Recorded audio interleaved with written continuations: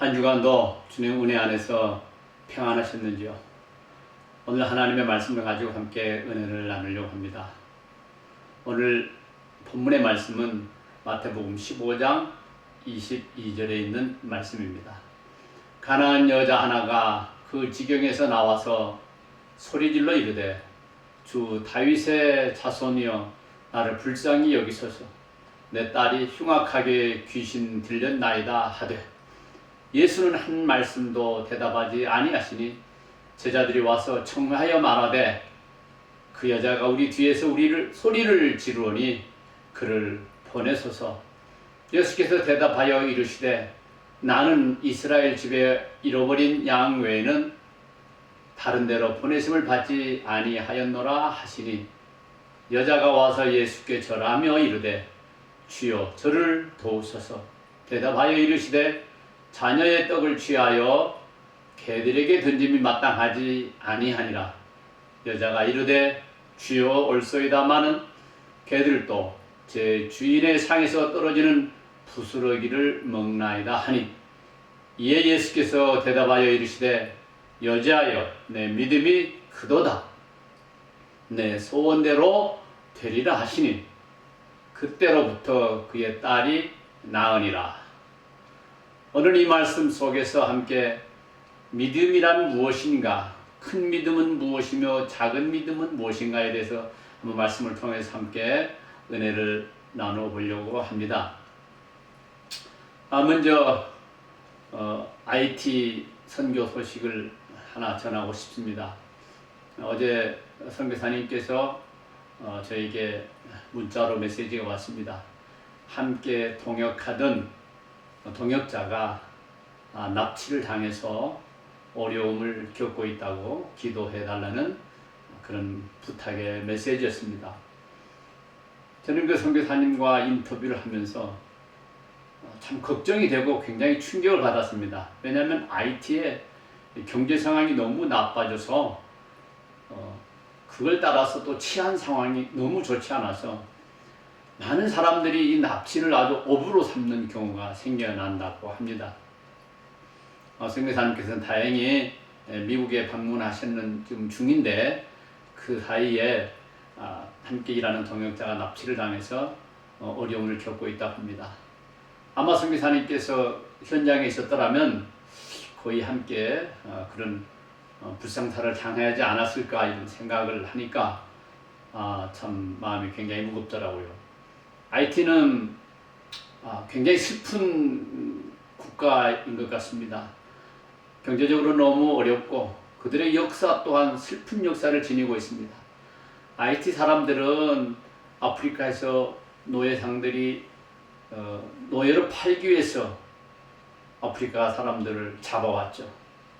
그리고 노예로 이제 뉴올리언스로 팔려가는 사람들은 팔려갔는데 뭐 건강이 안 좋다든지 신체가 좀 약하다든지 이래서 노예마저도 팔려갈 수 없는 이런 상황의 사람들은 그때 당시 유럽 사람들이 그냥 거기서 풀어놓고 알아서 살든지 말든지 해라 이런 지경이 되어서 그 후손들이 오늘날 IT 국민들이라고 합니다.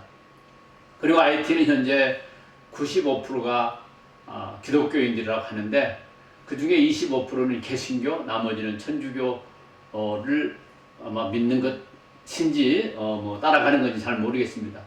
95%가 되는 사람들이 예수의 이름을 다 안다는 거예요. 그래서 성사님이 어떻게 해야 될지 모르겠더래요. 뭐 복음을 전할까, 예수의 이름을 전할까, 다 안다는 거죠. 다 들어봤고 안다. 심지어는 교회 다닌다, 심지어는 크리스찬이다 이렇게 말하는데 아이러니하게도 가장 많은 사람들이 그래도 복음을 접해본 나라인데 가장 많은 사람들이 빈곤에 허덕이고 있는 IT. 너무나 허덕이다 보니까 이제 사람을 납치해서 몸값을 요구하는 것을 아주 직업으로 자리 잡고 있는 IT. IT를 위해서 생각날 때마다 여러분 기도해 주시고 또 후원도 해 주시고 선교 헌금도 좀 해 주시고 하면 참 좋겠다. 그런 생각을 한번 해보았습니다. 요즘에 우리는 그 팬데믹이라고 하는 그런 상황을 지금 1년이 넘도록 지나고 있습니다.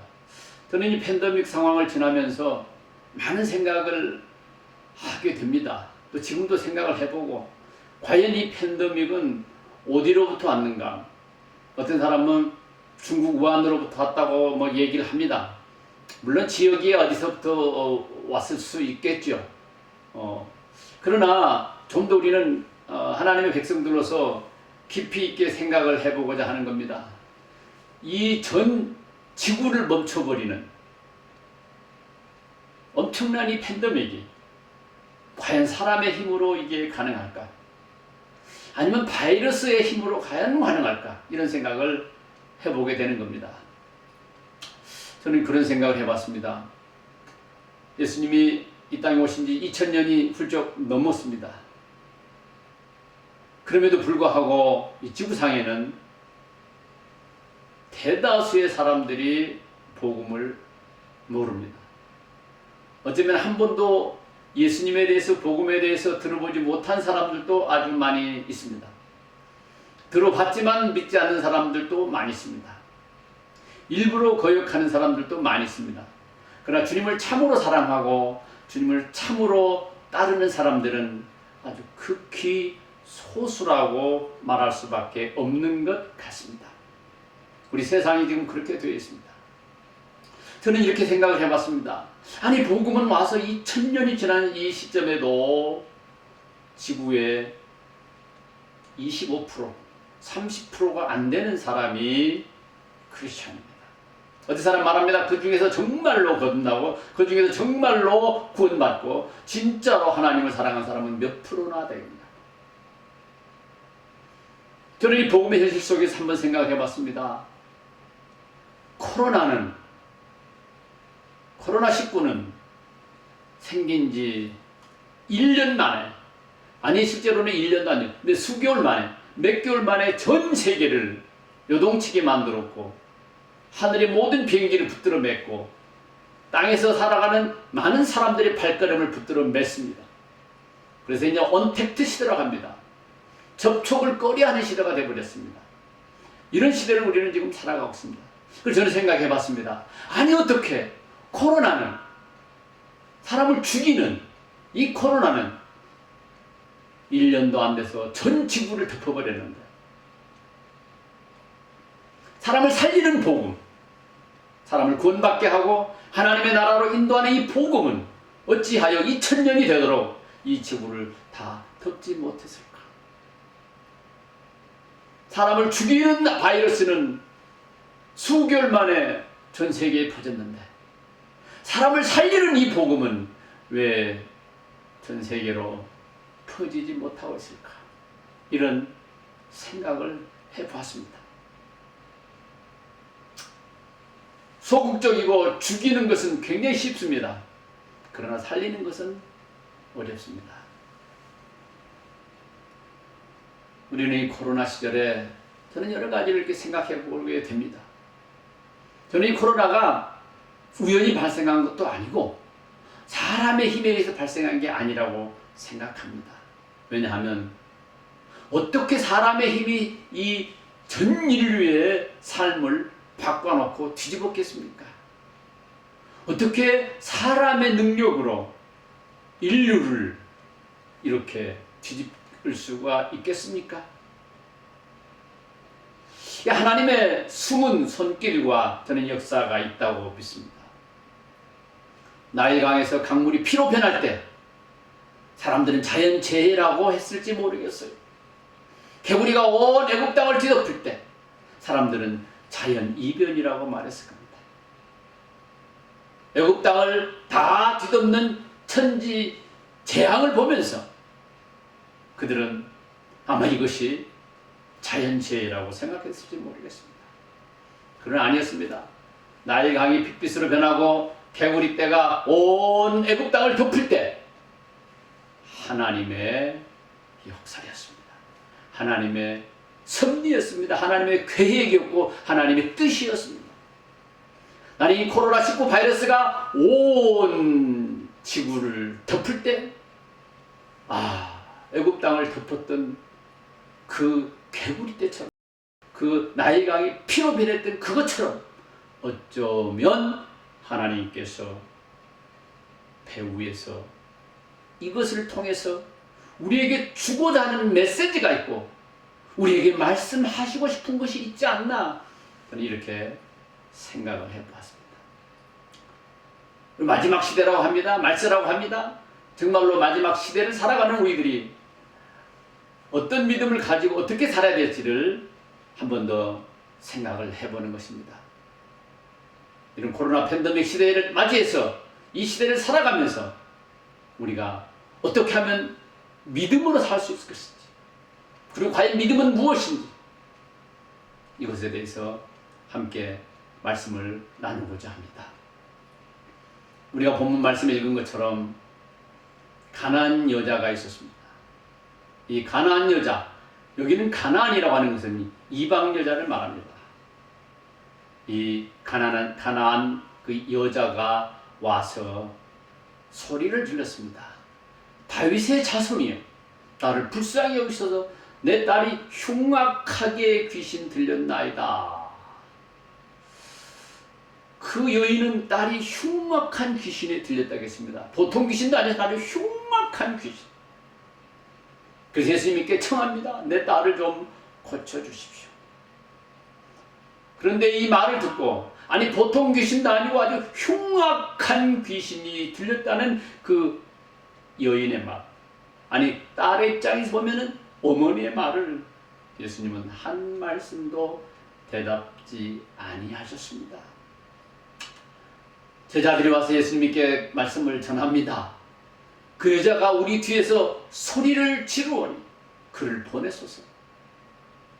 그 여자가 예수님을 만나겠다고 자기 딸을 낫게 해달라고 소리를 지르니까 너무 시끄럽습니다. 사실 예수님 어떻게 좀 해봐 주세요. 보내든지 가라고 하든지, 아니면 어떻게 뭔가 좀 이 여인을 향해서 예수님 뭔가 액션을 좀 취해 주세요라고 제자들이 부탁을 합니다. 그럴 때 예수님은 이런 말씀을 하십니다. 예수께서 대답하여 이르시되 나는 이스라엘 집에 잃어버린 양 외에는 다른 데로 보내심을 받지 아니하였노라. 여러분, 성경을 읽으실 때 그냥 읽으셨나요? 얼마나 매몰찬 말입니까? 여인이, 그 어머니가 자기 사랑하는 딸이 흉악한 귀신이 들려있는데 이 귀신을 좀 쫓아달라고 부탁을 하는데 예수님은 매몰차게도 난 모른다 그 말입니다. 나는 너희 이방인 가나안 여자들하고는 상관이 없다. 나는 이스라엘의 백성들, 하나님의 백성들에게만 보냄을 받았다. 다시 말하면 그 일은 내 일이 아니야, 그런 말이에요. 내가 할 일은 너를 향한 일이 아니고 하나님의 백성들을 향해서 하는 일이야, 이렇게 말했습니다. 우리가 예수님답지 않는 대답이었습니다. 평소 예수님이 그런 식의 대답을 하지 않으셨는데요. 여러분, 혹시 예수님을 생각할 때 너무 친절하고 너무 인자하고 너무 자비롭고 이런 모습만 여러분 상상이 되시죠? 아니요. 그렇지 않습니다. 이 여인에게는 너무 모질게 말씀을 하십니다. 난 모른다. 그거하고는 상관없다. 이렇게 매몰차게 말씀을 하십니다. 그럼에도 불구하고 그 여자는 가지 않고 오히려 더 다가옵니다. 여자가 와서 예수께 절하며 이르되 주여 저를 도우소서. 그렇게 매몰차게 말을 했는데도 그 여인은 포기하지 않습니다. 자기 딸의 병 낫기를 위해서 예수님께 이제는 절하면서 엎드리면서 경배하면서 좀 도와주십시오. 좀 도와주십시오. 아마 보통 사람 같으면 이렇게 매몰차게 얘기해버리면 그냥 갈 수도 있습니다. 나는 나하고 상관도 없어. 왜 내가 너를 도와줘야 돼? 이렇게 말하면 여러분 대부분은 발길을 돌릴 겁니다. 그런데 이 여인은 그러지 않았습니다. 그러면서 도와달라고 하는 그 말할 때 예수님은 또다시 한 번 더 이렇게 매몰차게 얘기합니다. 대답하여 이르시되 자녀의 떡을 취하여 개들에게 던짐이 마땅하지 아니하니라. 수위가 한 단계 좀 높아졌습니다. 아까는 나는 이스라엘에만 보냄을 받았지 가나안 사람들 너희 이방인들은 관심 없다 이런 말씀을 하셨는데, 이번에는 어찌 자녀의 떡을 개들에게 던지겠느냐. 다시 말하면 너는 개다. 너는 개 같은 사람들이다. 내가 어떻게 떡을 개들한테 줄 수 있느냐. 내 자녀에게 줄 떡이다. 그러나 나는 이 떡을 당신 같은 가난한 여자, 개 같은 사람들에게는 줄 수 없다. 이렇게 말씀하십니다. 정말 예수님의 대답을 보면 놀랍지 않습니까? 아니 예수님이, 저 인자하신 예수님이 어떻게 저렇게 대답하실 수 있지? 아마 이렇게 오해할 수도 있습니다. 아니 사랑하라고 한 예수님이 왜 저 여자를 저렇게 사랑으로 품어주지 않지? 기도하면 들어준다고 그랬는데 저 여자가 저렇게 간절히 구하거를 어찌 예수님은 2번씩이나 매몰차게 거절하시지? 그런 생각 들지 않습니까? 예수님의 모습을 잘 살펴봐야 합니다. 예수님의 심중을 깊이 있게 한번 보아야 합니다. 여자가 이르되 주여 올소이다. 나는 개들도 제 주인의 상에서 떨어지는 부스러기를 먹나이다 하네. 그 여인은 예수님에게 이렇게 말, 예수님 맞습니다. 예수님은 그렇게 말씀하시는 게 옳습니다. 여러분, 그 말을 하기가 쉽지 않습니다. 우리가 예수님께 기도할 때 예수님 도와주세요 그럴 때 아니야 너 같은 것들은 도와줄 수 없어 그러면은 상처받아가지고 아니 예수님이 그럴 수 있어요? 아니 사람을 살린다는 예수님이 그럴 수 있어요? 아니 누구는 눈도 뜨게 해주고 아니 누구는 귀머거리도 낫게 해주고 아니 누구는 죽은 사람도 살려줬는데 내 딸 귀신 들린 것 좀 나서달라고 하니까 이렇게 매몰차게 이렇게 냉정하게 거절할 수 있어?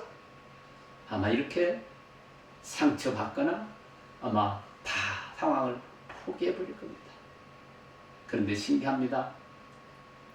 이 여인은 결코 포기하지 않습니다. 예수님이 어떤 말을 하든지 그에는 상처받지 않았습니다. 예수님이 어떤 모습을 보이든지 간에 그 여인은 상처받지 않았습니다. 그 여인은 예수님에게 대답했습니다. 주님 옳습니다. 당신이 그렇게 말씀하시는 게 맞습니다. 옳습니다. 예수님이 옳다고 얘기합니다. 보통 사람은 그러다고 얘기할 겁니다. 그런데 개들도 제 주인의 상에서 떨어지는 부스러기를 먹지 않습니까? 예수님 맞습니다. 나는 개 같은 사람일지라도 나는 그러니까 주인인 당신의 밥상에서 떨어지는 부스러기라고 좀 주십시오. 내가 개가 돼도 좋습니다. 개라는 말을 들어도 좋습니다. 아니 어쩌면 우리는 이방인들 개입니다. 그러나 그 개들도 주인의 상에서 떨어지는 부스러기가 있어야 먹고 살지 않겠습니까? 그래서 그 부스러기라도 긍휼을 좀 베풀어 주십시오 라고 간청을 하는 겁니다. 예수님이 아주 매몰차게 거절한 것에 비해서 여자는 아주 귀엽고 예수님에게 더 가까이 옵니다. 이에 예수께서 대답하여 이르시되 여자여 내 믿음이 크도다. 여러분, 성경에서 믿음이 크다고 칭찬하는 경우가 별로 없습니다. 제가 오늘 2가지 큰 믿음을 다루려고 하는데요. 이 가난한 여인의 믿음과 백부장의 믿음이 성경에서는 큰 믿음이라고 칭찬합니다. 공교롭게도 다 이방인들의 믿음이었습니다. 이방인들이었습니다. 이 여인의 믿음을 보고 예수님이 내 믿음이 크다 이렇게 말씀하셨는데 그건 great, 헬라어로는 메가스라고 합니다. 메가. 우리는 아주 메가톤급 이렇게 가장 큰 걸 메가라는 말로 표현하잖아요. 그래서 원어에는 메가스, 큰 믿음이다. 네 믿음이 아주 크도다. 내 소원대로 되리라. 할렐루야. 그 여자의 그 간절한 소원, 자기 딸이 낫기를 원하는 그 간절한 소원대로 될지어다. 그때로부터 그의 딸이 나으리라. 예수님이 말씀하시는 그 순간 그의 딸이 치료를 받았습니다. 여러분, 예수님이 병 고치는 장면을 가만히 살펴보십시오. 예수님은 많은 때에 사람들이 병을 고침을 받았을 때에 내 믿음대로 될지어다 이렇게 말씀합니다. 내 믿음대로 될지어다. 그런데 여기서는 내 믿음대로 될지어다가 아니고요, 내 믿음이 크도다. 내 소원대로, 네가 원하는 대로 될 것이다. 이 여인은 예수님에게 너무 큰 칭찬을 받았습니다. 믿음이 크다는 칭찬을 받았습니다. 놀라운 일이 벌어졌습니다. 무슨 믿음이 컸을까요? 병이 나서서 믿음이 큰 건가요? 땀에 병이 나면 그 믿음이 큰 게 아닙니다. 어떤 믿음이 크냐? 예수님을 절대적으로 신뢰했다는 겁니다. 아, 예수님에게 오면은 내 딸이 나설 수 있다는 강한 믿음이 있었습니다. 예수님 말고 다른 데 가봐야 되지 않는다. 예수님께 와야 되고, 예수님께 부탁해야 되고, 예수님께 의뢰해야 된다는 거예요. 내가 개가 되든 소가 되든 쫓겨나도 좋고 매를 맞아도 좋고 내가 예수님에게 대접받으러 온 게 아니야. 나는 예수님에게 온 목적이 있어. 내 딸의 병을 낫는 거야 라고 하는 그 여인의 믿음이었습니다. 나는 예수님에게 인정받으러 온 것도 아니고 칭찬받으러 온 것도 아니고 내 딸 병 낫기 위해서 왔습니다. 예수님을 만나서 예수님께 부탁해서 내 딸만 낫으면 돼. 내가 개가 되든 소가 되든 상관하지 않아. 이런 믿음이었습니다. 그 믿음을 보고 예수님은 믿음이 크도다. Great Megas라고 한 겁니다. 뭐가 큽니까? 예수님을 절대적으로 믿은 그 믿음이 크다는 겁니다. 그 여인은 예수님에게 가면 예수님은 그렇게 하실 수 있어. 예수님이 나에게 뭐라고 하든 그건 내가 신경 쓰는 게 아니야. 내가 중요한 게 아니야. 내가 신경 쓰고 중요한 것은 그 예수님, 그분은 능히 우리 딸을 고칠 수 있는 분이야 라고 하는 그 믿음. 예수님이 어떤 분인가라고 하는 것을 신뢰하는 믿음. 예수님은 어떠한 분인가라고 하는 것을 절대 포기하지 않는 그 믿음. 그게 믿음입니다. 마태복음 8장 5절을 보면 예수께서 가버나움에 들어가시니 한 백부장이 나와 간구하여 이르되 주여 내 하인이 중풍병으로 집에 누워 괴로워하나이다. 이르시되 내가 가서 고쳐주리라. 백부장이 대답하여 이르되 주여 내 집에 들어오심을 나는 감당하지 못하겠사오니 다만 말씀으로만 하옵소서. 그러면 내 하인이 낫겠사옵나이다. 나도 남의 수하에 있는 사람이요 내 아래에도 군사가 있으니 이더러 가라 하면 가고 저더러 오라 하면 오고 내 정도로 이것을 하라 하면 하나이다. 예수께서 들으시고 놀랍게 여겨 따르는 자들에게 이르시되 내가 진실로 너에게 이르노니 이스라엘 중에 아무에게서도 임한한 믿음을 보지 못하였노라. 또 칭찬받는 로마 백부장입니다.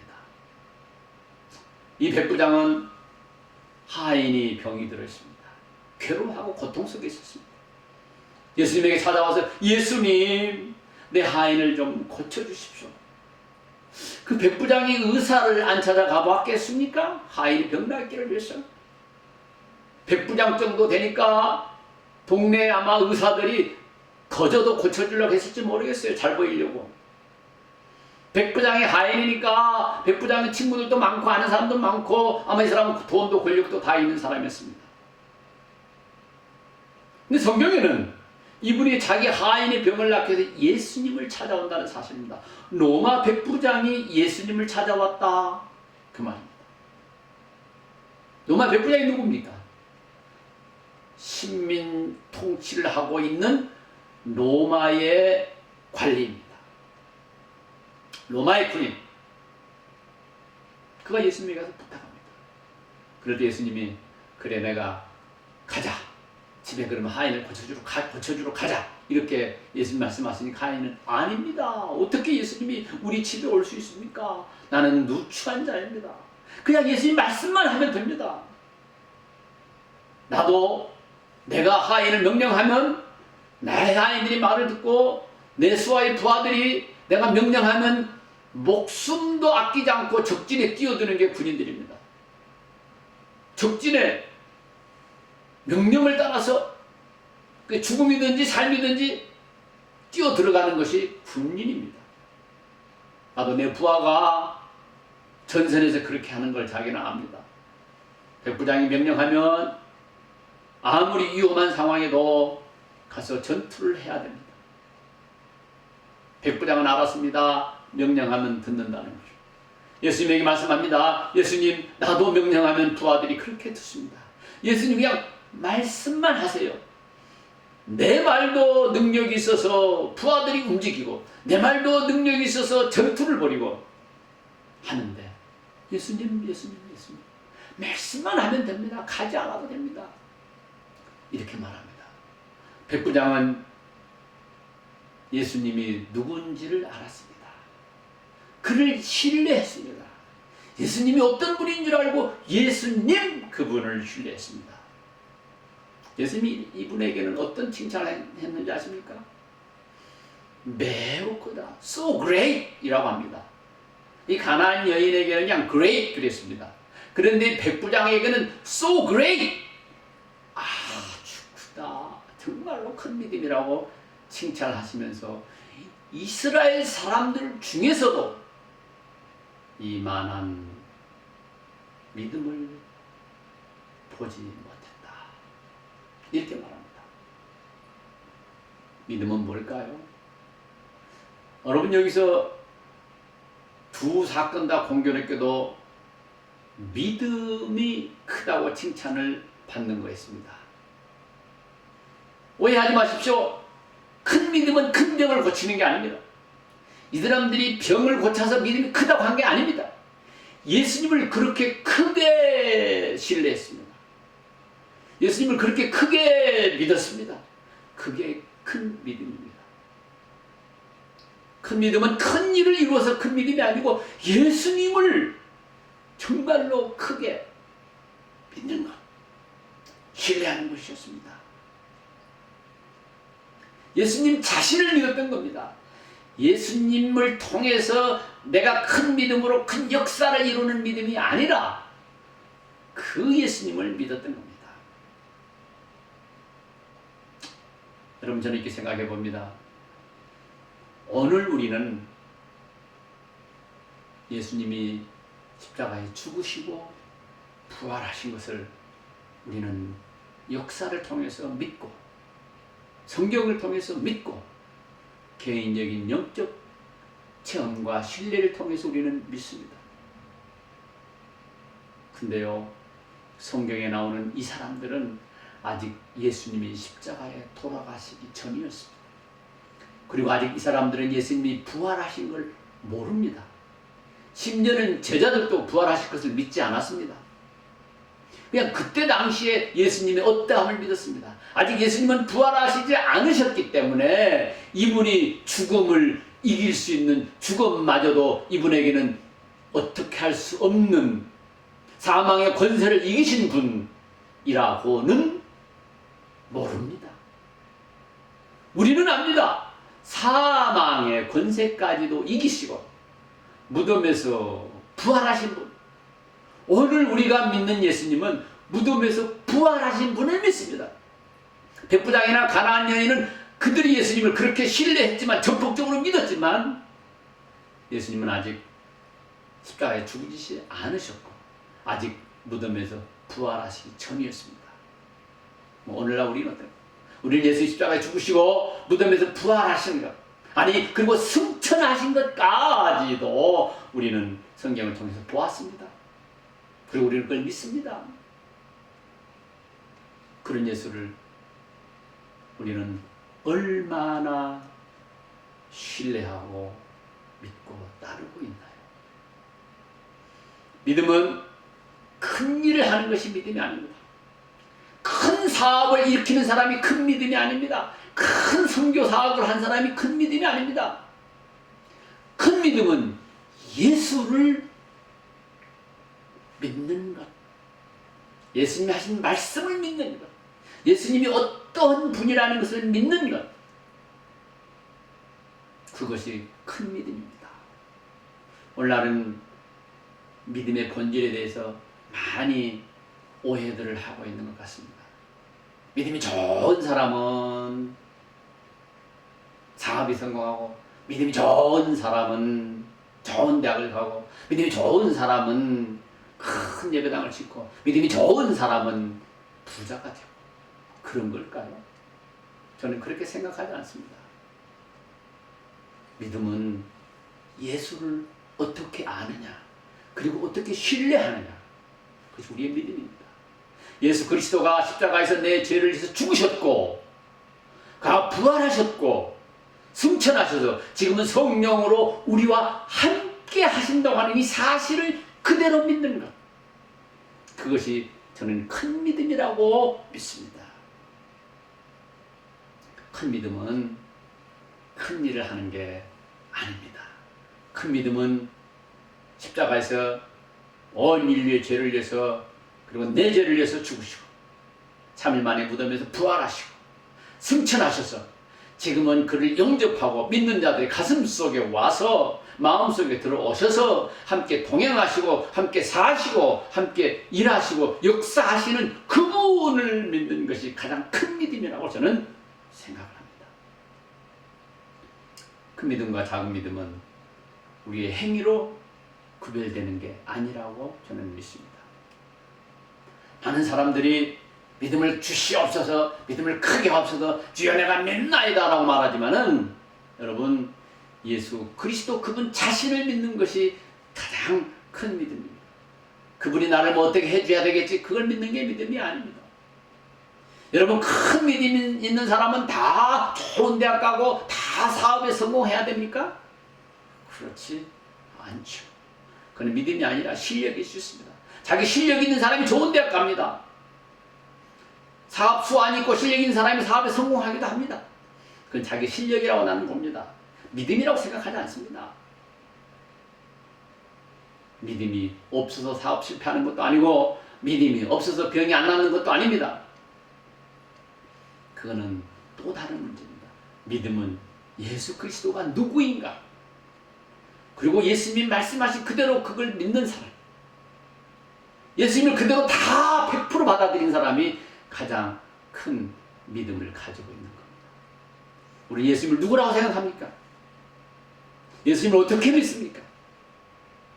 예수님 나의 구주요, 나와 함께 하신 분, 영원히 함께 하신 분, 내 죄를 위해서 죽으시고 부활하신 그분 예수를 우리가 믿습니까? 믿으시면 할렐루야입니다. 그렇게 믿어야 됩니다. 예수님을 믿는다는 것은 예수님이 그분이 하신 일을 신뢰하는 겁니다. 그분의 인격을 신뢰하는 겁니다. 그분의 신격을 신뢰하는 겁니다. 그분의 말씀들을 100% 신뢰하는 겁니다. 그것이 믿음입니다. 내가 큰 믿음을 가지고 나를 위해서 뭘 해내려고 하는 것, 그거는 신념이지 믿음이 아닙니다. 우리는 예수를 믿는 사람들입니다. 성경에 보면 어떤 한 여인이 예수님에게 와서 예수님의 발에 향유를 부었습니다. 그럴 때 제자를 또 비난했습니다. 그런데 예수님은 칭찬했습니다. 사람들은 그 향유를 낭비한다고, 허비한다고 비난할 때 예수님은 오히려 칭찬했습니다. 여인은 그 향유를 예수님 자신에게 부었습니다. 그게 칭찬입니다. 우리는 예수님 아닌 것들에 너무 곁다리에 신경을 많이 씁니다. 예수님 아닌 것, 복음이 아닌 것들에 너무 많이 우리는 관심을 기울입니다. 예수님에게 향유를 부었던 그 여인은 예수님에게만 관심을 기울였습니다. 그걸 돈으로 팔고 하는 그런 계산을 하지 않았습니다. 그래서 어떤 사람이 이렇게 말합니다. 사랑에 투자하는 것은 낭비가 아니다. 사랑을 위해서 투자하는 건 얼마를 투자하든지 그건 낭비가 아닙니다. 이 여인은 향유를 예수님에게 부었습니다. 그는 예수님에게 칭찬을 들었습니다. 만약에 예수님을 위해서 일한다고 그 여인이 향유를 팔아서 가난한 사람들 다 구제했다면 칭찬을 듣지 못했을 겁니다. 예수님이 욕심 많게 나에게 부었으니까 좋다, 그 뜻이 아닙니다. 우리의 믿음의 대상과 우리의 관심이 어디에 있어야 되는가 하는 것을 예수님이 가르쳐줍니다. 우리는 예수님 말고 다른 잡다한 사업에 관심이 많을 때가 있고, 예수님 그분, 우리는 예수님을 섬긴다고 하면서 예수님 외의 것에 신경을 너무 많이 쓸 때가 가끔 있지 않습니까? 예수님 그분이 우리의 중심이 되고, 예수님 그분이 우리 안에서 함께 하신다는 사실. 저는 사람들이 하는 말 중에서 상당히 거부감을 느끼는 말이 하나 있습니다. 예수님께 나아간다는 말을 합니다. 여러분, 예수님께 나아갈 수 있나요? 예수님을 믿지 않는 사람은 예수님께 나아가야 됩니다. 예수님을 모르는 사람은 예수님께 나아가야 됩니다. 그러나 예수 그리스도를 믿고 영접하고 구원받은 사람은 예수님께 나아가는 게 아니고 예수님과 함께 동행하는 겁니다. 함께 하는 겁니다. 더 이상 예수님께 나아가는 게 아닙니다. 나아간다는 뜻은 예수님이 밖에 있다는 뜻입니다. 어떤 사람은 심지어 교회 가면서 예수님 만나러 간다고 말하는 사람도 있습니다.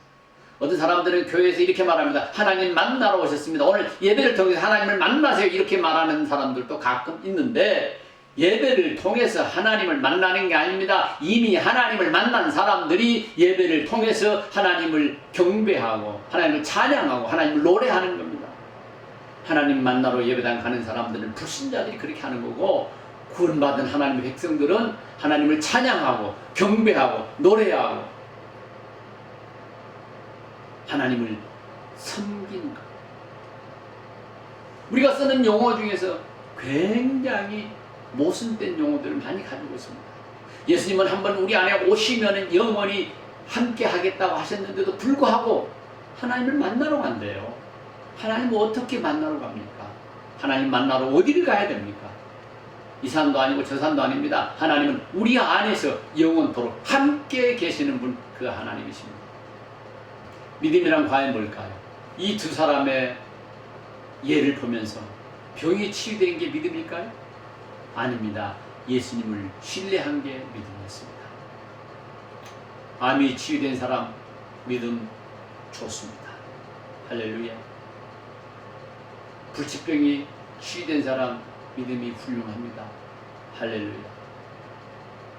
그러나 암이 치유되지 않고 암과 싸우면서도 끝까지 믿음을 잃지 않고 주님을 신뢰하는 사람, 자기 병이 낫지 않았음에도 불구하고 결코 주님을 버리지 않는 사람, 어떤 사람의 믿음이 더 큰 믿음일까요? 저는 믿음이 커서 병을 낫는 사람이 아니고, 믿음이 큰 사람은 병이 낫지 않아도 주님을 따르는 겁니다. 주님을 신뢰하는 겁니다. 이것이 믿음이라고 저는 생각합니다. 어떤 사람은 큰 믿음이 병을 나아서는 큰 믿음이라고 합니다. 어떤 사람은 암이 치유되어서 막 간증하고 다닙니다. 예, 좋습니다. 할렐루야. 주님을 찬양합니다. 그분이 그렇게 병을 낫게 해주신 것 감사한 일이죠.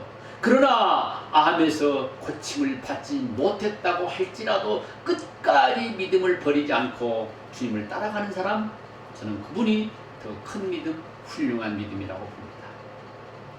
믿음이 커서 예수 믿어가지고 큰 사업을 일으키고 부자가 됐다고 하는 그 사람의 믿음보다도, 가난하면서도 새끼를 걱정해야 됨에도 불구하고 내가 그 예수님을 결코 버리지 않고 따라가는 그분의 믿음이 저는 더 큰 믿음이라고 봅니다.